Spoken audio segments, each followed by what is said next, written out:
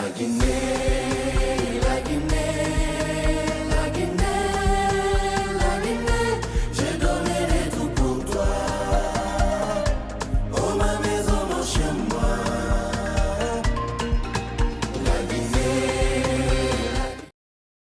téléspectateurs de Jama TV, bonsoir et bienvenue dans notre émission Beydondiral Guidé. Haray hande kadi Allah lando newnani on tumbondirgol ɗo yo émission men Beydondiral Guinée. E haray ɗe mari ɗo invité ɓe hande kadi yuruɓe télémaka autorité ɓe men e nder ndi leydi Sénégal ɗo. Haray ɓe hewti ɗo e ɓeydondir yewte wawen andude tigi tigi on e piiji ɗin ka fewndi. Haray assalamu aleykum men tolni on ka émission Beydondiral Guinée. Haray aleykum salam Jama TV, Madame Salimatou. Avant tout, c'est un honneur quand même d'être invité ici. Haray Jama men fof no salmina kala wonɗo en suivre ɗo Jama TV on haray meɗen hewrimo lando sem on tina jaam. Haray ɗo wawi andide Jama on ko ono woni homɓe tigi tigi taway ɓe anda fimon ɓen anda no makete ɗon e ko voilà donc ok voilà haray min ko Ibrahima Diallo yeru ɓe andalam ɓen Ibrahima Diallo mi wiyete diti haray ko côté Ouakam mi woniri donc haray je suis un des responsables haray de la jeunesse guinéenne du Sénégal ici. Ok haray ɗo en continue de émission on haray télémaka régie to ko PDG on en salminayɓe landoɗon si ɓe jankaɓe ɓe guure maɓɓe nden. Donc haray wano ɓe holliri noon haray ɗe mari ɗo hande invité ɓe men ɓen ko responsable bureau et de la jeunesse guinéen vivant au Sénégal o woni ɗo. Donc monsieur Ibrahima Diallo e yo haray hande thème men on c'est toujours sur la vie quotidienne de la communauté guinéenne vivant de l'étranger le cas du Sénégal. Donc wano hollirɗon noon ko oɗo woni responsable bureau de la jeunesse guinéen wonɓe Sénégal ɗo ɓen. Haray wooda e piiji buy ko yewtuɗen e hoore ɗum ɗon e fi andinen communauté guinéen on ko honɗum fewndi téléma côté jeunesse on kadi.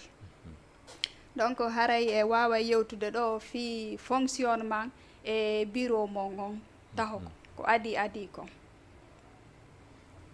Voilà donc haray ɗo no mi wiɗi noon début ɗon haray de passage haray miɗo hiwro d'abord PDG on haray ɗum ko monsieur Wouri haray parce que c'est un ami de très longue date, c'est un grand combattant, quelqu'un qui fait beaucoup aussi haray pour les médias ɗum ɗo haray au groupe au média makko ɗo haray c'est une fierté hande pour tout Guinéen vivant ici au Sénégal. Donc haray on l'encourage et tous les autres aussi. Voilà, donc pour revenir à votre question, donc haray hande communauté guinéenne on do hande il y a plusieurs facteurs. Donc haray au niveau de la jeunesse. Ouais, surtout au niveau de la jeunesse, haray da andi buy haray humpitaki mais buy kadi no andi il y a un haut conseil, là, le conseil des Guinéens du Sénégal ɗum no créa ɗo haray ko monsieur Wouri Thialéré Diallo woni président du conseil, c'est lui le président du conseil des Guinéens du Sénégal. Donc haray min ɗo haray ko bureau jeunesse on no mari ɗon bureau men haray ko ɗon men woni haray ko Pape Issaka Gueye haray ko on woni président amen o. Donc Sami Fami joni noon haray au niveau de cette jeunesse haray vous avez des sections non, au niveau de cette jeunesse? Par exemple, section sportive ou féminine ou autre comme ça. Tout à fait. Il y a le bureau des femmes, le bureau des jeunes. Il y a le groupe de Dakar ici et la banlieue. Mais nous non faut c'est. Maintenant onon e maɓɓe ko honno wonɗon e gollirde par ce que haray woɓɓe ɓen e on lani haala woɓɓe kaka banlieue woni onon hiɗon Dakar ga. Mais c'est une seule équipe. ɗo haray ɓay ɗum woɓɓe ɓen haray côté volet sportif on halfina woɓɓe côté social on comme menen donc y a le côté culturel on kadi woɓɓe kon volet ɗon halfina mais c'est le travail d'une seule équipe. C'est un travail d'équipe. C'est un travail d'équipe. Ok. Voilà. E joni on ini ɗo onon ko côté social o wonɗon donc maintenant ɗo wawi men explicande haray côté social on ko honno wonɗon e gollirde ɗon kadi e par exemple ko honno e procédure on par exemple wano ɓe nawnuɓe tawayɓe ko Guinée ɓe iwrata ɓe ara ñawdagol ga haray ko honno wonɗon e gerdude. Voilà ɗon noon franchement question ɗo haray nde weltore question ɗo sabuna ko question aro ñande o ça nous le vivons au quotidien chaque jour ko ay hande on nous a envoyé des malades min nani naɓi nawnuɓe hôpital donc ɗum haray buyno iwa ɗo kamen ɗo ara woɓɓe aray haɗum arde moyen ji mum ñawdorgol ɗum no ɓen noon ko min orientuɓe tum mais wallaɓe min orientaɓe ɓe ñawdo on les dirige vers l'endroit adéquat spécialité moɓe duwa ɗo ɓe ñawde on ɗon ɓen ɗon ɓe traita ɓe ɗum woɓɓe kadi no ara ɗo hara nous rencontrons d'énormes difficultés woɓɓe hara moyen o ɗuuɗa ɗen andi feere nden haray woɓɓe yaaja donc buy aray ɗo donc hara situation c'est pas facile des fois haray nous sommes obligés de tourner vers haray doyen ɓe amen ɓen de passage haray je remercie le président monsieur Wuri Thialere Diallo vraiment ɗum ɗon on kotte ɗon mo wallitade men moƴƴa ɗum noon par ce que buy ay woɓɓe ɓen si ari ɗo vraiment somin noddima tum automatiquement il vient nous assister tout s'il y a quelque chose à payer il paye des fois aussi hay ko menen jeunesse on kadi cotisatana woɓɓe ɓen e par exemple min ɗo komi faala ko procédure on par ce que wano woɓɓe ɓe anda si ɓe arde ko honɗum ɓe hani ardude mum par exemple kaydiji ko ɓe duwa iwdude Guinée ɓe arda e mum ɓe wawata hara ɓe anda ɓe immoto tum ɓe ara woɓɓe ɓen kadi no gasa hara ko si ɓe ari ga ɓe anda fi on conseil hara ɓe anda hari on cas social ko on ɗo wadde ɗon ɓe ara ɓe yeete ga après ɓe yaha ɓe présente e mon mais tawati hara ɓe jogaki de document au complet tout à fait ɓayɗo wawi hawrude ɗum ɗon fof kadi fof meɗen hawra woɓɓe ara ɗo tawa kaydiji mum ɗin woɓɓe arde kaydiji ɗin donc somin daari probléme on tigui on hata ko probléme neurologie ma probléme côté ɓerde cardiologie meɗen nawrde on ko cardiologie mais woɓɓe noon kadi ara ɗo acca toon kaydiji ɗi ñawdori wonno ñawdorde toon ɗi andi pour toujours on ti siɗa mbaɗa fuɗɗode sa fuɗɗi ke traitade toon pour toujours c'est ari ga par ce que parmi menen bureau jeunesse on a des médecins parmi nous on a des médecins woɓɓe y a des médecins parmi nous là-bas donc si ɓe ari tum min jewta min daara ka on tigui o donc automatiquement on l'oriente vers comment dirais-je vers le service à laquelle haray on tigui doit ñawdede ɗum comme ko yiɗa ko woɓɓe ɓe ari ɗo ɓe tawi ɓe ala ɗum a kaydi ɓen noon tawi ko ɓe fuɗɗitane à zéro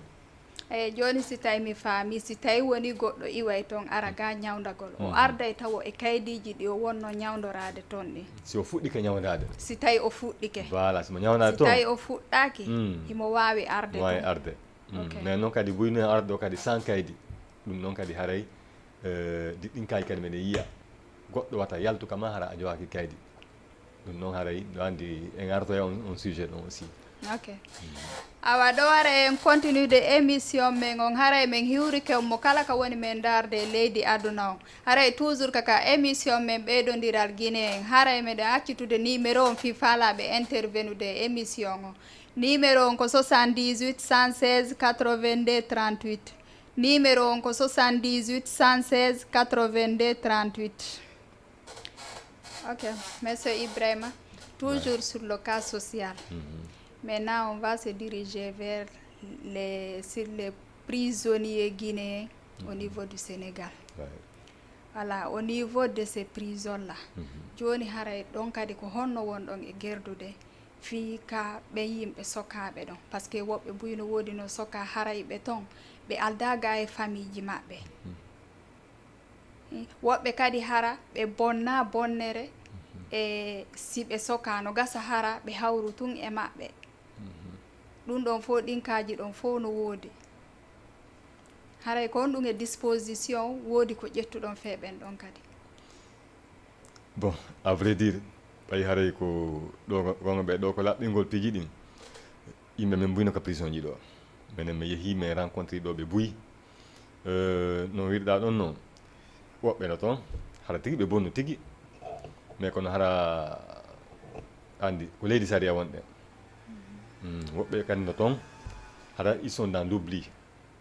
hara ko angal daranede par ce que hara bonnere maɓɓe nden tiiɗa haɗa na feƴƴitunde haɗa normalement si ɓe daranano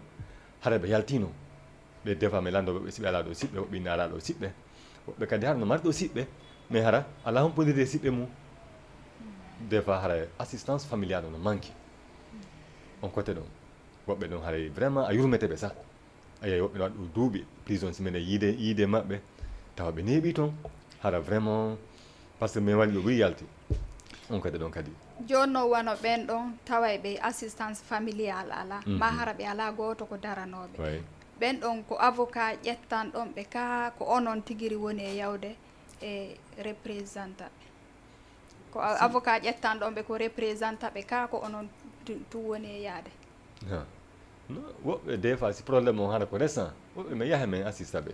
min darnoɓe net donc woɓɓe hara ko malentendu tawi na ko ɗum anni woɓɓe hara ko malentendu waɗi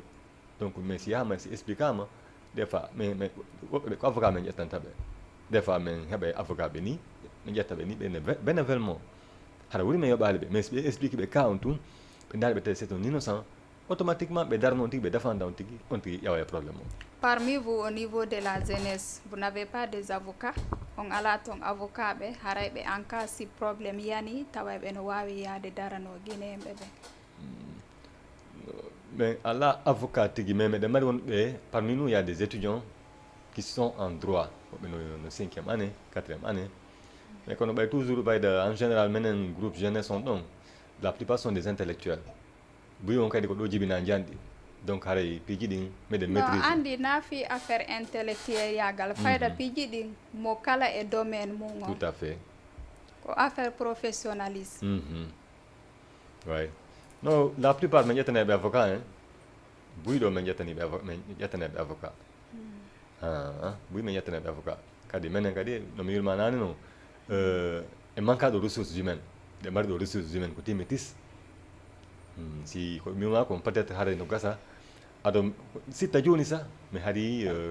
ha joni no manque nomin mbiya no manque yo ɓeyde ɗo wawi estimude chiffre wano prisonnier ɓe e wonɓe ɗo ɓe tawa ɓe no soka e nder Sénégal o nder dans les différentes prisons ɓayna prison goto haray ha prison goto 100 métre ɗo buyino ɗon sa yeeyi ɗo camp pénal haɗa Cap Manuel woni ɓe ɗuuɗa mais dans les autres prisons sa yi Sébikotane non yimɓe men ɗuuɗi ɗo estimation o donc peut être haɗa ça c'est notre travail donc on va essayer de voir par ce que entre temps wodi yaltuɓe mi waɗi ɗo buy ɓe yalti woɓɓe si yalti ɗo min obligé to min cotisana ɓe paasi ɓe hoota woɓɓe si yalti ɗo inne tum ko hootugol tum faala min walluɓe ɓe hoota donc là aussi on est en rapport avec le syndicat des transporteurs donc ɓe walla ɓe ha ɓe hoota il y a tous ces cas là. Ok. Et aujourd'hui, on va encore toujours revenir sur le cas de la documentation. Parce que nous avons un problème majeur et Guinée, bébé. Comme il on a au niveau de la jeunesse. Haray ko on ɓuri andude fi ɗum ɗon no woodi invité ɓe buy feƴƴuɓe ɗo mi wawi yewtuduge e fiimum kono ko onon jeunesse on wonɓe ɓen responsable jeunesse on ko onon ɓuri hikkade e mum joni haray ɗo wawi yewtude tigui tigui jama on ko honɗum e woni feƴƴude toon surtout sur le cas de carte consulaire explique non jama on ko honno woni e yaarude ɓe anda ko honno ɓe gerdata e fiyo ɓe wawa heɓude carte je maɓɓe ɗen ɓe anda ko leero hombo ɓe wawata yahude ɓe déposa ɓe anda ko leero hombo ɓe wawata hettoyde par ce que ɗum ɗon no woni probléme molanaɗo sigi tigui on jama on anda ko ɗum woni feƴƴude to oɗo madame Salimatou a yiɗo noon a memi ɗo temmere aggravinde fondo ɗo awa ñawde temmeje ɗe andi koye ñawde temmeje ɗen handi ɗo ko infectinde noon ɗo ni a memi ɗo temmere infectinde anda si ɗo ayi Guinéen on Guinéenɓe ɓen ɓe wakkili fota Sénégal ɗo goɗɗo no wawi wolde Guinéen ɗo fof hayde ɗum to Guinéenjo wakkilaki Guinéenjo ala ɓurɗuma wakkilade Sénégal ɗo mais côté documentation là on a de sérieux problèmes yimɓe men ɓen ɓe manqui considéré gol kaydi a yeyi gono waɗi ɗo duuɓi haɗa wanda ambassade makko ko hikkori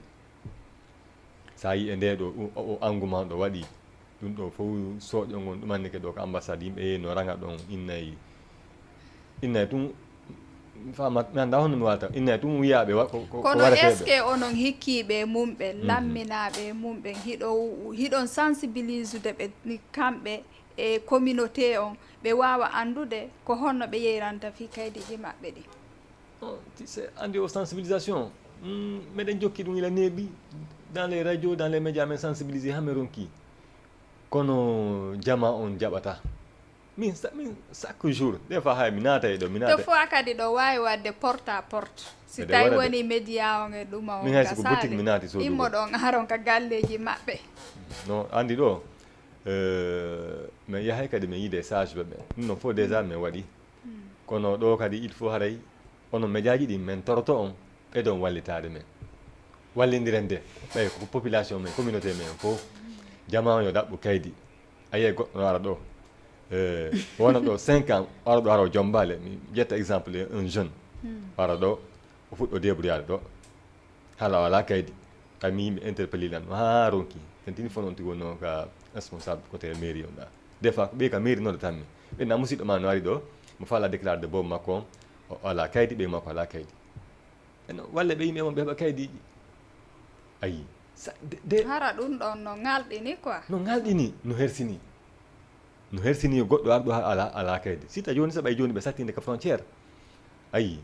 mais kono angal kaydi on yimɓe kadi ɓe sika so tawi ɗum tuni jogi carte d'identité ça suffit goɗɗo sa ala carte consulaire a waɗa légal e ndin leydi jaman koyo andu ɗum ɗon une fois a yalti ka territoire leydi ma leydi ndi arɗa o ko tongota ka hewtude ɗaɓɓi to ambassade ma on yaaha windoɗa donc haala ila ɗon ambassade ma on waɗima reconnaître par ce que allah dande ɗo buy meɗen ɗumanno ɗo ɓuura ɓe heɓde chance ɓe diplomatie on des fois darnoɗo woɓɓe franchement mais ko siɗa mari carte consulaire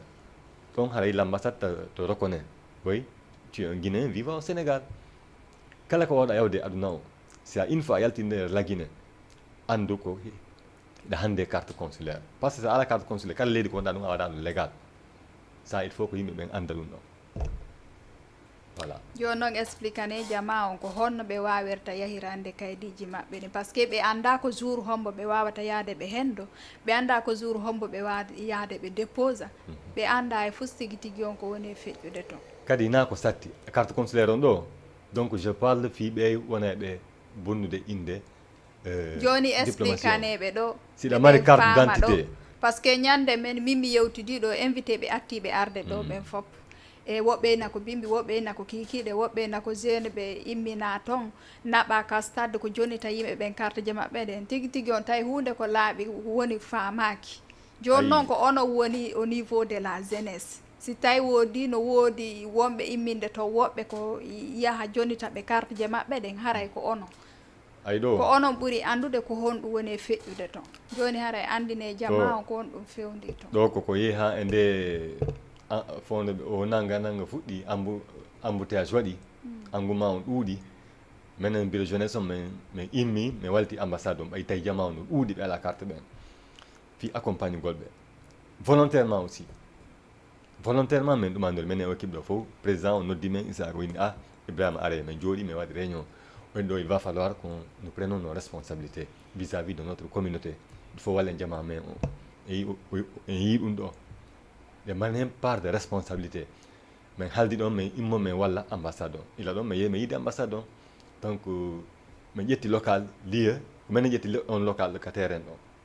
on a nettoyé tout ça on a payé on a nettoyé fof ɗum waɗe dépôt chaque mardi et chaque mercredi les agents consulaires ɓe aray on a installé 4 bureaux là-bas 4 agents consulaires ɓe aray ɗon enrôlé ɗon des fois on enrôle jusqu'à 200 personnes 150 personnes ça dépend kono jama o ariri o tous les mardis à part 8h00 min fuɗɗoto jusqu'à 10h haray min gayni des fois 9h30 kadi haray gasi donc document kala document guinéen ko joguiɗa ça tun c'est un vrai document ça tun ko document guinéen sa ari a enrôlete soit carte d'identité soit passeport soit extrait de naissance haɗa ko moƴƴo haɗa naaɗi extrait ji kadi ɗi yimɓe woni yaltude no falsifiya no yeeya yimɓe fenade ɗum ɗon ya ɓen yimɓe kadi min nangi min interpellé ɗo ɓe buyi kadi haɗa yimɓe men ɓen no ɗaynede ɗum noon jama kadi watta yiila wata mo ƴettu kaydi ɗaɓɓa ɗum haray document woɓɓe kadi no woodi hara extrait de naissance ji maɓɓe ɗin ko neeɓunoɗi faami haray bindi ɗin montike e nder mum ko wata innugol ɓen ɗon haray yoɓe yawɓe moƴƴintina ɗo e ɓe arde yoɓe yaw ɓe wawi change ɓe waɗa ɓe moƴƴina extrait de naissance ji kesi par ce que kaydiji ɗin si neeɓi walagol no woodi goɗɗi ɗo hara ko gila tanse ko touré kaydiji ɗin moƴƴinano ɗum ɗon fof haray goɗɗum hara no ƴakki sengo ma hara ɗumannike hara meɗa yiwde ɗon façon extrait ji mujjitike goɗɗe hara donc haray jama on ɗum ɗon koye ɓe yawɓe moƴƴintina taw extrait de naissance ji kesi ko tawata hara no moƴƴi hara bindi ɗin c'est lisible ɓe arda e mum ay côté extrait ɗon hande Guinée ɓe waɗi innovation hande ko extrait biométrique kamɓe hande ɓe waɗi pays ɓuuri ala no Afrique ɗo rare des pays africains qui ont des extraits biométriques hande la Guinée ko extrait biométrique ɗiɗo noon no absetede fon ɗo mais hewti komo be yaha extrait mo jogui on siko ancien jo yaha waɗa extrait biométrique par ce que ɗon a takka e honndu extrait biométrique wiya faami donc piiji ɗi modernisama carte d'identité ji ɗi woni biométrique passeport ji ɗin ko biométrique donc si yaha extrait waɗi woni biométrique hay Sénégal ɗo waɗa ɗum taw extrait biométrique ayi donc haara yiɗi jaman koye watta yiila ɗi extrait ji buyi meɗen yiya ɗum façon extrait ji buyi goɗɗi ko yiɗa ko hara e bindi ɗi yiyotako des fois ara ko woɓɓe ara extrait jogiiɗi hara ko tooru ma hara ko ñamete no ƴakki tu vois donc tout ça haray ko angal des fois kadi woɓɓe angal joguita ko document moƴƴo donc yimɓe ɓen ɓe respectata document o ayiya goɗɗo no mondi kaydino ndi hara sa yi a sikka chiffon fo on fa fotani c'est pas comme ça haray jama on yo watta yiila document ji ɗi yimɓe moƴƴin document ji moƴƴi ayiye ɗo kadi buyno no ɗayne ɗo surtout ça fi woɓɓe kadi no yaltude yaha ƴanta yimɓe ɓen ko yaasi wiya are moƴƴinana on carte consulaire hara hay sa ala kaydi ɓe nama hay sa ala kaydi jonnan ɗo 10 000 ma jonnan hunde kaari mi wiya moƴƴinanama c'est des faux cartes habola ɓen ɗon haray wona ka monton ɓe iwri haray c'est pas au niveau de la jeunesse haray na toon ɓe iwri en tout cas wona équipe amen on gère ɓe affaire carte consulaire ji ɗi wona e amen non andi ɗum ɗon kadi il faut waɗon vérification andon par ce que ko onon tigi inni yimɓe goo no woodi wonɓe yaltude ara moƴƴinana yimɓe jonna ɓe 10 000 jonna ɓe 5 000 par ce que yimɓe ɓen no wullitade no innude carte no satti kadi mais ɗum ɗon kadi ko honɗum ala ko goɗɗo wiyata ƴetta e goɗɗo ko anduwa yaw arde déposana hoorema goɗɗo iwa to anda kon to iwri ƴetta mbuɗi ma jonnama te carte consulaire ko 1500 moƴƴinirte 1500 pet joni noon no woodi wonɓe moƴƴinirde 5 000 francs no woodi wonɓe moƴƴinirde 10 000 francs CFA joni ɗum no min nawonɓe moƴƴinde ko wonɓe yewde waɗa falsifia mouvement fa joni noon ko yiɗɓe ko yombi ɓen kon ɓe woni ƴettude jonna ɓen bonna inde ɗuma o diplomatie non joni andi onon si tawi ɗon humpiti sifa ɗum ɗon fof no feƴƴude ko onon duwa intervenude wawonɓe andinde wondema ɓen ɗon naaka moon to woni iwrude kono andi kadi ko communication on si tawi woni ɗon andude piiji ɗon ala communiquede haray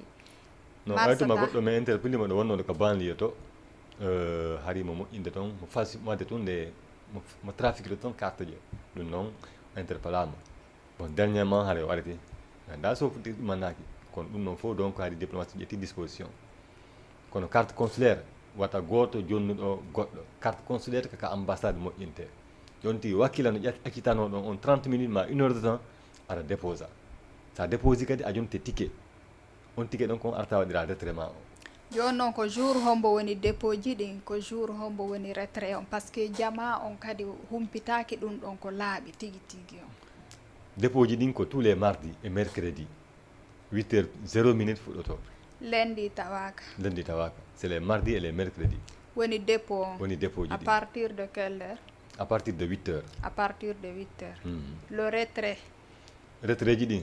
chaque jour du lundi au jeudi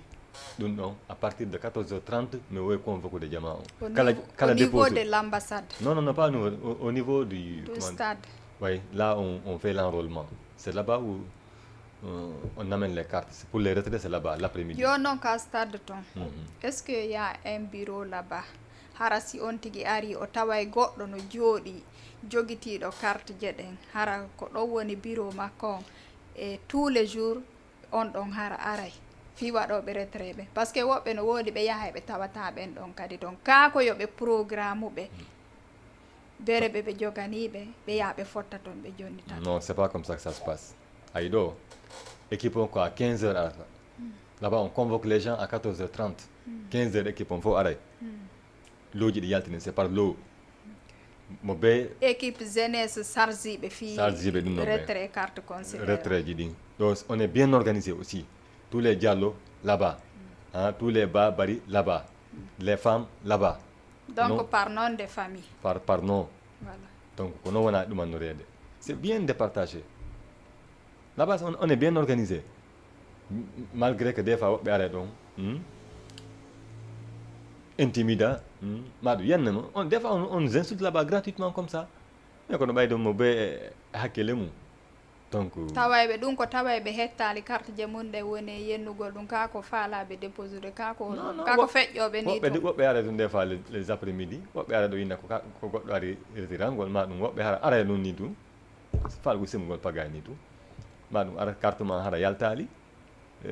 ya mi déposi te hara le carte ma gasta yalta bimmine ñande joni noon o wawali ƴettude disposition fi ɓen ɗon par ce que mi sikki tout si tawi si fa ɗum ɗon no wadde haare ɗon hani heɓugol sécurité ɓe wonoɓe surveilla quoi.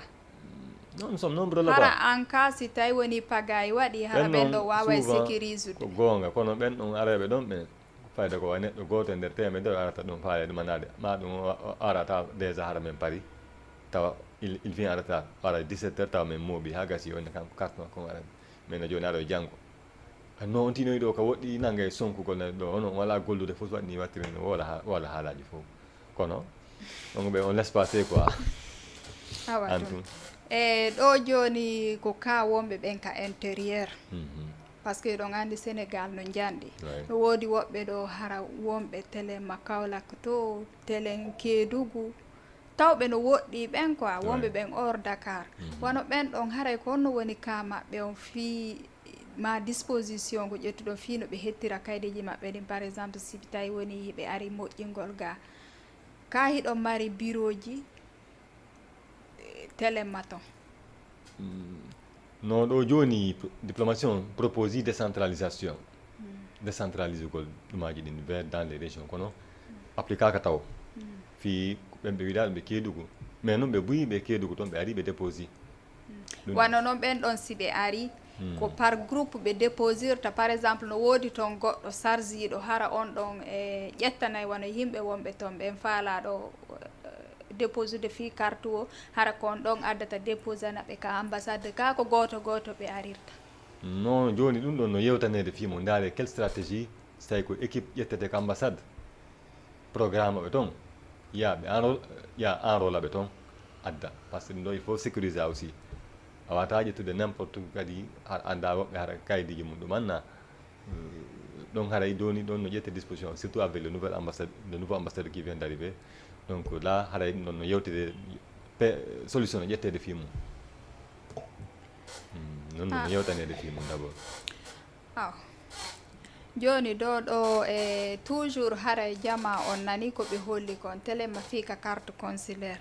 joni on faamimo no faala wadde dépôt mamo no faala wadde retrait ko honno on tigui yehiranta e carte je mum ɗen par ce que ɗi émission ji feƴƴuɗi ɗo fof ko fi o carte wonɗen e yewtude ko ɓeɗo haray ɓuuri e andude ko honɗum woni feƴƴude toon ko kamɓe woni téléma côté jeunesse on kamɓe woni responsable on haray on nani ko ɓe holli kon toujours haray kaka émission men ɓeydodiral guine wonɗen haray men accita e toujours numéro on ko 78 116 82 38 numéro on toujours fi faalaɓe intervenude ɓen ko 78 116 82 38 e voilà wano monsieur Ibrahima e ɗo joni ko honno woniri kadi e ɓay tigi tigi on andi haray wonugol e leydi jananiri wona ko weeli fi onon haray ɗon arno ɗo waɗi joni duuɓi seeɗa ka haray no ma hara ko ga jibina ɗon je sais pas e koye habitation on hakkunde mon tigi e kawtal ɓe men ɓe wano no jooɗorɗon no les relation ji mon ɗi ko honno woniri way bon gonga de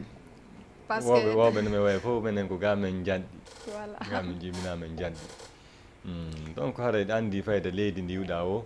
no mari réalité gonga ɓe mi nane no ay wiye andi ɗo iɗen ɗuuɗi ɗo yaade Guinée en d'origine ɗo no woodi Guinée en ɓe hara ko arɓe no woodi kadi yaale Sénégalais en fait ko yimɓe buy fotti jooɗiɗo donc e si a waway wonde ko ma anda ko honno hanuɗa wonirde ɗo catégorie Guinée en tato woni ɗo wiyete ɗo woɓɓe ɓen ko arɓe woɓɓe ɓen ko ɗo jibina woɓɓe ɓen mawɓe mum sako ɗo jibina no famira a yii kono min côté Guinée on ɗo Guinée on no woniri ɗo noon ko hoore lakkere maɓɓe woniri ɗo Guinée jo wonɗo ɗo hoore lakkere mum ɗum noon Guinée on no wakkili mo wi Guinée jo wakkilaki ɗum noon hara on tigi toñi Guinée no wakkili ɗum noon hay kamɓe yimɓe leydi ɗo ɓe reconnaissance ɗum ɗon no andi ko waɗi se yewta fii ɗum ɗon e ko yen andu ko yen ɓeydodir anden ko honno hanuɗe wonirde par ce que no woodi buy e ɓe respectata sariyaji ɗin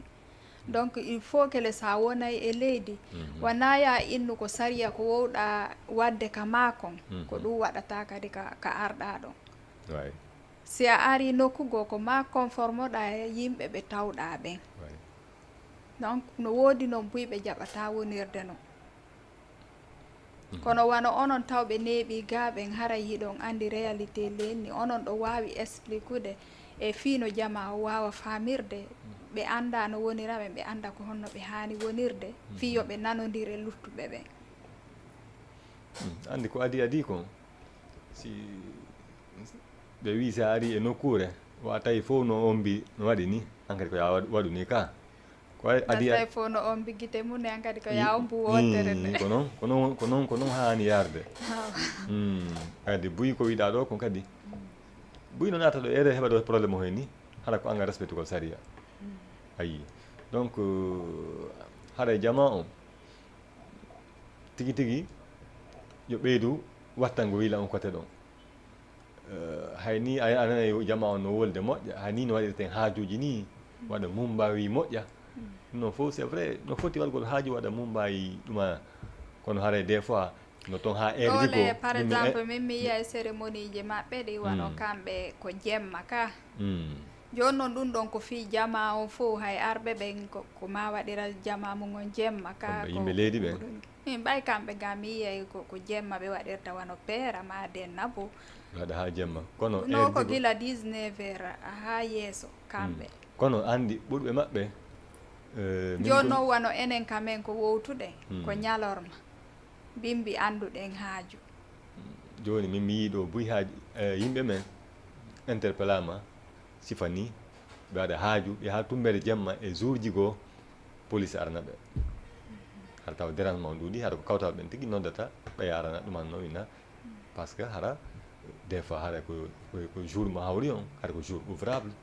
tu vois ma ɗum kadi mais mo waɗa ɗum ɗon fof no mari ɗuman mais no mari saria tawi wiɗa on mari lawol on tiɗa ɓoye autorisation soit à la police ou bien à la gendarmerie wiya no mari haaju ɗum ɗo so tawi ko haaju ñanfalɗa wadde yahaɗa ɓa autorisation des fois kadi woɓɓe ko angal ɗaynodirgol e chef de ma kawtal ngal si a heeɓi haaju ɓeɗo ko andi ko maslaha Sénégal ɗo ko leydi maslaha ko on ɗum woni ɗum maslaha nanta ɗum moƴƴi yo noon ɗa andi ko haray wawɓe no min wayi bo voilà donc haɗa ɗo ko yaw sensibilisaɓe voisin ɓe ma ɓen ya miɗo mari haaju ɗo de haɗa vraiment miɗo tori on seke kamɓe ko ɓe andi koye hoore doyi ko woni wo ko doy voilà donc ya yahu yewtaɓe konngol welɗe toroɗaɓe andi enen kadi wiye ko teddungal annduɗen ka donc kamɓe sa heeɓi haaju noon sifa noon a yahay maɗo yiida chef de quartier o ya ɗa mari haaju a waɗay musique ma a waɗay ɗum ɗo vraiment yaha voisin ma ɓen kadi takko ma ɗon fof wiya haɗa yiɗa yaafini fi dérangement o ɓe okke haɗa ha o leer kaarijo ɗo des fois woɓɓe hay ɗum anditata des fois woɓɓe haɗa ko pression haaju on ɗumanno tu waɗa ɗum Mumbai a yiya tun des fois woɓɓe haɗa andi ɓe yiya tun des fois woɓɓe no andi kadi buyno woodi fayda waɗata haajuji mum ɗin kadi kamum haray no woodi liyeji ka yayete loué jama o yaha fo yara ton sita ɗum ɗon fof ko ɗum ɗon ɓuuri ɓano Angola ko noon exemple Angola ala waɗa o haaju ka mum y a des salles spéciales kala heɓuɗo dennabo ko to yata mariage c'est là-bas donc mais ko wiɗa ko andi leydi jananiri kadi to leydi jananiri rek mais pour toujours kadi so on tisi no respecti saria on respecti norme ji ɗin ko tawi kon a heɓata probléme tina aucun souci ɓay ɗo en wata wiide kadi ɗen faaɗiɗana ha to Sénégal ɗo donc minen ko ɗo men jibina men jandi kono ko wiyete ko no ɗo ɗa andi probléme o ko côté yimɓe men ɓen min mi innata ɗum ɗon en fait wona feƴƴitagol yimɓe ɓen ma yawre kono côté yimɓe men ɓen probléme no ɗuuɗi ha feƴƴiti ɓe metti faminde ɗo woɓɓe ɓen yeru ɓe hunde ko an hewtuɓen yimɓe men ɓen no metti faminde de joni noon ko ɗum ɗon noon etoto ɗen fiino accira surtout onon ɓurɓe hikkade e mumɓe donc ɗo onon kadi les médias ont un grand rôle à jouer ɗon joni haray ko disposition honɗum wawɗon e ƴettude télé mafe ɗum ɗon andi minen ɗo kala ko kasiti réunion ji ɗi waɗete que ce soit moyen Guinée ka bureau moyen Guinée ɗum noon fof des fois ɗiɗon mari réunion ji e ma association ji ɗi waɗa ton hara ko fi ɗum ɗon fi sensibilisation ko fi sensibilisation bien sûr communauté guinéen o no woodi bien sûr no woodi des fois kadi ka groupe WhatsApp ji des fois on lance des messages pour sensibiliser les gens kono woɓɓe faama kadi woɓɓe gadare faamingol ngol weɓata kono haare pour toujours on tigi amata haray koyen ɓeydu sensibilisation jama o ko ɗum noon tun haray nawi on tigi haabu donc haray c'est un combat à mener pour plus de sensibiliser les gens mami arta kadi carte consulaire ji ɗa il y a des milliers de cartes là-bas carte ji ɗen jama o yo aran carte ji mum ɗen carte ji ɓurde no woɓɓe carte ji mum no toon yaltunoɗe 5e mois woɓɓe 6e mois il y a plus de 2000 cartes wonɗe toon minne y a plus de 3000 président de conseil on ko ɗum ɓe non ni timmi 3000 a no famira 3000 cartes qui sont là-bas par ce que jama on no wullitade e carte no satti ɓe yeeyi ɓe ɗaɓɓoyi carte je ɗe ɓe ala yawde kadi ɓe retira joni noon déjà hay si tawi ɗa jogui contact ɓen ɗon fof a wata noddude ɓen ɗo yimɓe fof inna yoɓe aran carte je maɓɓe ɗen ko seeɗa ɓe ni wawɗa noddude joni noon Allah waɗi kisa ɓe ala toon numéro hay e goto haray komin toroto jama men jeeja koyo jama o yahu retira carte je maɓɓe ɗen ni joni embouteillage ala yimɓe ɓen ɗuuɗa toon moƴƴa haray kala anduɗo hino mari carte consulaire ton yo on tigi yaw retira haray ko ɗum men toroto jama o haray ko ɓeɗo ɓuuri hikkade mum ɓe ari ɓe yewtiɗo tawɗo kala tawɗo no darde men haray o humpitike ko honno woni e feƴƴirde e joni haray ɗo wawi waynitade waɗe un dernier mot pour la communauté guinéenne vivant du Sénégal haray vraiment jama on haray mi hiwrike fof no weltani kadi haray jama on fof mi tori haray kala guinéenjo wonɗo ɗo ɓe ɓeydu wakkilade jama noon no wakkili kono ɓe ɓeydu wakkilade no ɓe ɗaɓɓa kaydi c'est très important ndo yiya ɗo buyi hara no yurmini pay koye mum woɓɓe jangga ɗo ha niveau ji goo tawa angal kaydi échouina ɓiɗɗo mum on an examen soit entrant 6e ma BFEM ma bac donc haray vraiment ɓeyde wattande yiila wallen ɓiɓɓe men ɓen ɓe heɓa kaydiji ɗe mari ɗo ɓiɓɓe buyɓe ala kaydiji donc ɗum noon haray c'est pas normal ɗum noon haray vraiment je remercie haray tout le monde mes amis haray équipe mo mi wondi toon on fof haray ɓe fof miɗo hiwroɓe donc notamment le président de la jeunesse Pape Issaga Gueye et les autres les Ibrahima Diallo en Tokra en les ɓe en fof les Sokra en Yassine ɓen fof tout le monde donc haray je remercie aussi la coopération de la diplomatie kamɓe kadi ɓe wallitade moƴƴa en ce moment ɓay men yeehi men haalniɓe ɓe sallanaki men donc haray ɗum noon kadi consul on surtout plus particulièrement haray miɗo weltaniɓe équipe agent consulaire ɓen fof kadi ɓen ɗon haray ils sont à encourager haray ɓe waɗa enrôlement ɓe saabu nan ɓe haɓata voilà donc ɓe aray ɓe wakkilo et le président du conseil des Guinéens du Sénégal monsieur Wuri Thialere Diallo haray vraiment c'est un homme à remercier parce que saabu nan mo wakkilani moƴƴo communauté depuis toujours. Avant, c'était lui le président de la jeunesse. Il a beaucoup fait pour cette jeunesse. Voilà, c'est pour ça que le président du Conseil des Guinéens du Sénégal. C'est un grand monsieur. Donc, je l'encourage à continuer dans cette lancée. Voilà. Donc, je remercie aussi tous les ressortissants guinéens du Sénégal, plus particulièrement ceux de l'Abbé, parce que moi, je suis de l'Abbé. Voilà, donc, tout l'Abbé, Sanou, Djonfo, Missira, dont le président porte-archive Missira, M. Ibrahim Baldé depuis Kassor, et toutes les associations. Je remercie tout le monde. Vraiment, merci beaucoup, Jama TV. Hari kaka émission men ɓeydodiral Guinée haray côté région ko PDG on haray e weltanike ɓe kamɓe ɗowten ɗo ha réalise ɗen o émission ka présentation ko Salimatou Séfouré Diallo haray ɗen bimbisi Allah jaɓi.